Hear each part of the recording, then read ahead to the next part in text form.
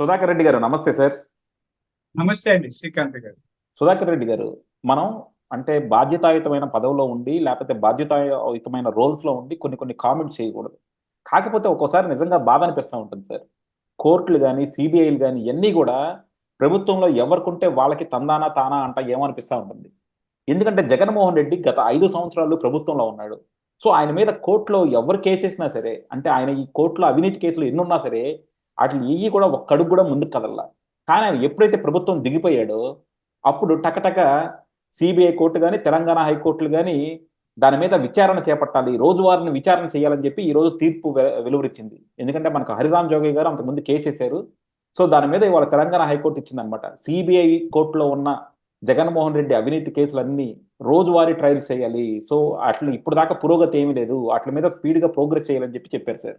ఏంటి సార్ అంటే ప్రభుత్వంలో ఉన్నంతసేపు మనం ఏ తప్పులు చేసినా పర్లేదా, ప్రభుత్వం పోగానే ఇలాంటివి జరుగుతూ ఉంటాయా? ఎందుకంటే అంత అవినీతి చేసిన వాళ్ళని ఇన్నాళ్ళు రక్షించడం అన్నది ఒక సమాజంగా ఒక కోర్టులుగా ఏది చూసుకున్నా సరే అది తప్పు కిందే రాదా సార్? ఇది అంటే ఆయన మీద రోజువారీ విచారణ జరపాలనేది శుభ పరిణామం అండి.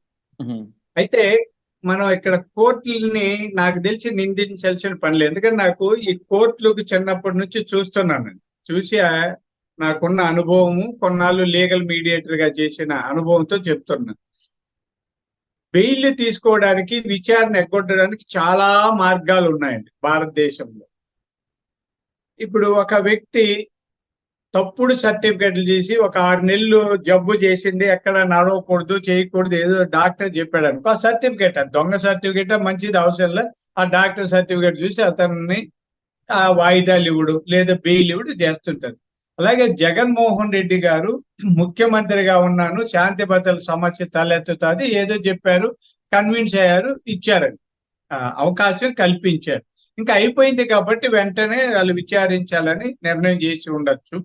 దాని మీద పూర్తి వివరాలు నాకు తెలియదు కాబట్టి చెప్పలేను. అయితే ఎప్పుడైనా అందరూ అంచనా వేసిందండి. నేను ఎప్పటి నుంచో 4 ఏళ్ల క్రితం కూడా చెప్పా, ఎప్పటికైనా జగన్మోహన్ రెడ్డి గారు జైలుకు పోక తప్పదు. పాపాలు ఆగవండి, ఎప్పటికైనా పండగ తప్పు. జగన్మోహన్ రెడ్డి గారి మీద సత్వర విచారణ జరుగుతుంది, రోజువారీ విచారణ జరుగుతుంది.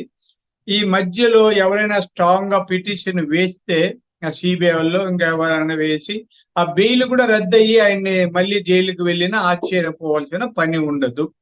బెయిల్ రద్దు కావచ్చు, విచారణ వేగవంతంగా చేస్తే ఆయనకు శిక్ష పడే అవకాశాలు కూడా ఉండొచ్చు. ఎందుకంటే కోర్టు విషయాల్లో మనం మన అభిప్రాయాలు చెప్పడం అది ధర్మం కాదు కాబట్టి చెప్పకూడదండి. అంటే కోర్టు వ్యవహారాల్లో ఇలా జరుగుతుంది అలా జరుగుతుంది అవన్నీ మనం కాదండి, శిక్షలు వేయాల్సింది జడ్జిలు, ఎన్నేళ్ళు వేయాల్సింది వాళ్ళు. అయితే మనం ఆశిస్తాం, నమ్ముతాం ఖచ్చితంగా ఆయన జైలుకి వెళ్తాడని. ఇది ఈ తదనంతర పరిణామాలు ఆలోచిద్దామండి. ఆయన జైలుకి వెళ్ళిన తర్వాత ఆ పార్టీ కనుమరుగైపోతుంది. ఇప్పటికే చీలికలు పీలికలు కావడానికి సిద్ధంగా ఉంది. చాలా మంది వస్తున్న వార్తలు ఏమంటే పెద్దిరెడ్డి రామచంద్రారెడ్డి గారు, వాళ్ళ అబ్బాయి, మిగతా కొంతమంది ఎంపీలు, ఎమ్మెల్యేలు వీళ్ళందరూ కూడా భారతీయ జనతా పార్టీలో చేరిపోతారన్న ప్రచారం జోరుగా సాగుతుంది. ఎందుకంటే ఇప్పుడు పెద్దిరెడ్డి రామచంద్రారెడ్డి గారు ఉన్నారు, అనేక అక్రమాలు అవి ఇవి చేసి ఉన్నారు, ఏదో పార్టీలోకి వెళ్ళిపోతే కొంత తలదాచుకోవచ్చు అనే అభిప్రాయం ఆయనకు ఉండొచ్చు. అయితే వదిలిపెట్టే ప్రశ్నే లేదు. లోకేష్ గారు ఎర్ర డైరీలో రాసుకున్న పేర్లని ఎవరిని క్షమించరండి. అది ఎర్ర డైరీ అప్పుడే దాని పని అది చేస్తోంది, చట్టం తాను పని తాను చేసినట్టుగా ఎర్ర డైరీ ఇప్పుడే నడుస్తోందండి. ఎర్ర డైరీ రాజకీయాలు నడుస్తున్నాయి. అంటే అక్రమాలు ఏం చేయలేదండి, అక్రమాలు చేసిన వాళ్ళని చట్టబద్ధంగా న్యాయబద్ధంగా శిక్షించే కార్యక్రమాలు జరుగుతున్నాయి. కాబట్టి వీళ్ళెన్ని పార్టీలు మారినా ఒరిగేది ఏమీ లేదు, వాళ్ళకి శిక్షలు తప్పు. ఆఖరికి జగన్మోహన్ రెడ్డి గారు ఆయన పార్టీ మనుగడలో ఉండదనేది నా ఉద్దేశం. త్వరగా విచారణ జరగాలని కోరుకుందాం సార్. మనం ఇప్పటిదాకా చూస్తా ఉన్నామండి, ఎందుకంటే జగన్మోహన్ రెడ్డి గారు ఈ అవినీతి కేసులు మనం 10-12 సంవత్సరాల నుంచి ఇంటానే ఉన్నాం, 12-14 సంవత్సరాల నుంచి. సో ఇన్నాళ్ళు జరగంది ఈ 5 సంవత్సరాల్లో ఏమైనా జరుగుతుందంటారా?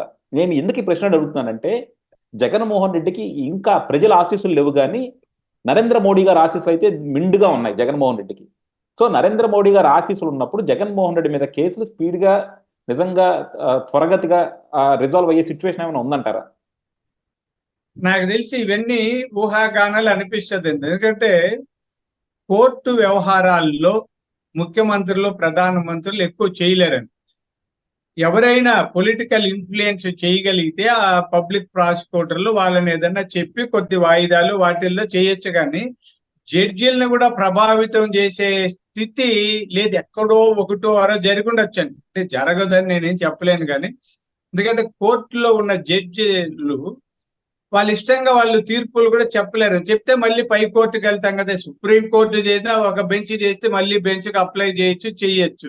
కాబట్టి అంత సులభంగా జడ్జిలు రాజకీయ ప్రలోభాలకో అధికారానికో లొంగిపోయి తీర్పులు చెప్తారని నేను అనుకోనండి. ఆధారాలు లేకుండా, సాక్ష్యాలు లేకుండా కేసులు కొట్టేసే సందర్భాలు ఉంది. అది జడ్జిలను మనం నిందించడానికి లేదండి. ఈ సిబిఐ వాళ్ళు లేదా పోలీసులు ఇంతకు ముందు వాళ్ళు చేసిన ఆరోపణలకు తగిన ఆధారాలు చూపలేకపోయినప్పుడు, మన దేశంలో ఎక్కువ క్రిమినల్స్ తప్పించుకోవడానికి బయట తిరగడానికి ఒకే ఒక కారణం అధికారుల అలసత్వం, నిర్లక్ష్యం, అవినీతి అని. ఎందుకంటే ఉదాహరణ చెప్తాను, నేను ఒక కత్తితో పొడిచానని ఒక అతను చనిపోయాడు. ఆ కత్తిని నన్ను తీసుకున్నారు, 160 రికార్డ్ చేశారు, ఈ కత్తిని అదే ఒప్పుకున్నాను, అందరూ ఒప్పుకున్నాం, దాన్ని తీసుకెళ్లి పెట్టారు. బోనెక్కే నాటికి ఆ కత్తి ఉండదండి, కత్తి మారిపోయిండొచ్చు. నేను ఆ రోజు నన్ను పోలీసులు భయపెట్టారు కాబట్టి నేను చెప్పాను, ఇప్పుడు ధైర్యంగా చెప్తా నేను ఆ రోజు పోలీసులకు చెప్పలేదు అని అంటాను. ఫోన్లో ఏది చెప్తే అదే నిజం, కానీ అంతకుముందు చెప్పింది కాదు. సరే, ఆధారాలు తీసుకురా అంటారు. పోలీసులు ముందే మనం మేనేజ్ చేసుకున్నా కదా, ఇతను కరెక్ట్ గా చూశారంటే ఆ క్రాస్ ఎగ్జామినేషన్ లో కేసు ఓడిపోయే విధంగా అటు ఇటు చెప్పినట్టు చెప్పనట్టు జారి విడిచేస్తుంటారండి. అలాగే సాక్షుల్ని మేనేజ్ చేస్తారు. ఈరోజు చూశారు, ఇప్పుడు నేను మర్డర్ చేస్తాను, ఒక సాక్షి చూశాడు, కరెక్ట్ గా చెప్పారు. ఆ తీరా బోన్ ఎక్కేటప్పటికి నేను అతన్ని మేనేజ్ చేసేసి ఉంటాను అనుకోండి, అతను ఈయనలాగా ఉన్నారండి, ఈయన కాదు, నేను ఆ రోజు పొరపడ్డాను, ఈయన అనుకున్నాను, ఆయనకు కూడా బట్టతలు ఉంది, వెనక 2 వెంట్రుకలు వేలాడుతున్నా, ఈయనే ఆయన అనుకున్నాను, వెనక నుంచి చూసి ఈయన పొరపడ్డాను, ఈయన కాదేమో అంటాడు. ఈ జడ్జి ఏం చేస్తారండి? అంటే మన దేశంలో ఉన్న లోపాలు చెప్తున్నాను. అంటే జగన్మోహన్ రెడ్డి గారిని వదిలేస్తాను, ఇవి రికార్డెడ్ ఎవిడెన్స్ ఉంది. ఇప్పుడు జగన్మోహన్ రెడ్డి గారి మీద ఉన్న కేసుల్లో చాలా వాటికి ఆధారాలు ఉన్నాయి, అవి చెరిపేయలేం కదండి. అన్న ఇప్పుడు కత్తిని దాచినట్టుగా నాకు ఒక ఇల్లు ఉంటుంది, అన్న ఇంటిని దాచిపెట్టేయలేం కదా. కాబట్టి జగన్మోహన్ రెడ్డి గారికి శిక్ష తప్పదండి. మీరు అనుకున్నట్టు లేదా జనం అనుకున్నట్టు ఆయనకి నరేంద్ర మోడీ గారి ఆశీస్సులు ఉండవు. ఉన్నా కూడా జడ్జిల్ని ప్రభావితం చేసే ప్రశ్న ఉండదండి నాకు తెలిసి. అలాగే కూటమిలో మేము తెలుగుదేశం పార్టీ భాగస్వామిగా ఉన్నప్పుడు తెలుగుదేశం వ్యతిరేకులకి భారతీయ జనతా పార్టీ ఎవ్వరూ మద్దతు ఇస్తారని నేనైతే అనుకోనండి. అంటే మనం ఊహాగానాలు వేరు, వాస్తవాలు వేరు. అందులో నరేంద్ర మోడీ గారి మనస్తత్వం అలాంటిది కాదనేది నా నమ్మకం అండి. అంటే మీరు వాళ్ళతో ప్రభుత్వంలో ఉన్నారు కాబట్టి, మీరు వాళ్ళతో కూటమి కాబట్టి మీరు వెనకేసుకు రావచ్చు. కానీ సార్, నరేంద్ర మోడీ గారు అంటే ప్రతిపక్షంతోనూ అధికార పక్షంతోనూ ఇద్దరితోనూ ఒకే కాలంలో దోస్తీ చేయగల సమర్థులని మనం చాలా సార్లు చూసాము, చాలా చోట్ల కూడా చూసాము. సో చూద్దాం సార్, మీ నమ్మకమే నిజం అవ్వాలనుకుందాం, నరేంద్ర మోడీ గారు ఇన్ఫ్లుయెన్స్ చేయట్లేదని అనుకుందాం, ఆ కేసులు తొందరగా పరిష్కారం అవుతాయని అనుకుందాం సార్. థ్యాంక్ యూ అండి, thank you very much sir.